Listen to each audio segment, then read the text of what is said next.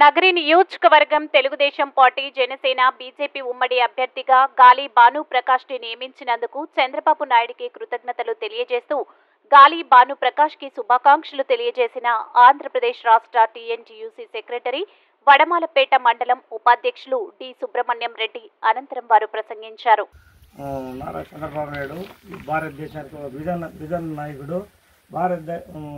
చంద్రబాబు నాయుడు అభివృద్ధి అంటే చంద్రబాబు నాయుడే. ఈ దేశానికి అభివృద్ధి అంటే ఆయన. పెట్టుబడి రావాలన్నా ఉద్యోగాలు ఇవ్వాలన్నా ఒక చంద్రబాబు నాయుడు ఒక వల్లే అవుతుంది, ఇంకెవరి వల్ల కాదు. కాబట్టి మా నగరి నియోజకవర్గానికి భానుప్రకాష్కి ఎమ్మెల్యే టికెట్ అభ్యర్థిగా ప్రకటించినందుకు చంద్రబాబు నాయుడికి కృతజ్ఞతలు తెలుపుతున్నాము. కాబట్టి మనం ఈ మండలం వడవలపేట మండలం ఇప్పుడు 2 సార్లుగా మైనస్ వచ్చింది. ఈసారి మేము బాగా కష్టపడి కార్యకర్తలను కష్టపడి ఈసారి మెజార్టీ ఈ మండలం తెప్పిస్తాము. మళ్ళా నగరి నియోజకవర్గం మొత్తం 40,000 మెజార్టీతో భానుప్రకాష్ని మేము అఖండ మెజార్టీతో ఈసారి కంపల్సరీగా గెలిపిస్తాం. ఆయన్ని అక్రమంగా అరెస్ట్ చేసిన దానివల్ల చాలామంది ఐటీ ఉద్యోగస్తులు ప్రపంచం మొత్తం ఎక్కడ ఉన్నా ఆయనకి నిరసన తెలిపినారు. ఆ నిరసన తెలిపిన కొన్ని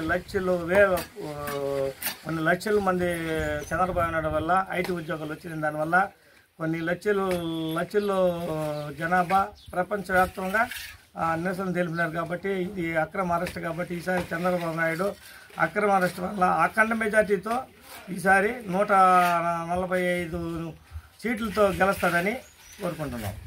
నియోజకవర్గ ఎమ్మెల్యే గారు రోడ్లు కానీ ఇంకా డ్రైనేజీలు కానీ ఏ పంచాయతీలు మా మండలంలో ఏ పంచాయతీల్లో పట్టించుకోకుండా ఏ వర్క్ చేయలేదు ఆమె.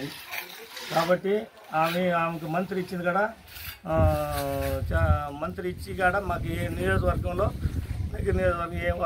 ఎలాంటి అభివృద్ధి చేయలేదు ఆమె. ఒక రోడ్డు కానీ ఒక కాలంలో డ్రైనేజ్ కానీ ఏది కానీ చేయలేదు. ప్రజాగాలం మన పుత్తూరులో జరిగింది ప్రజాగాలము.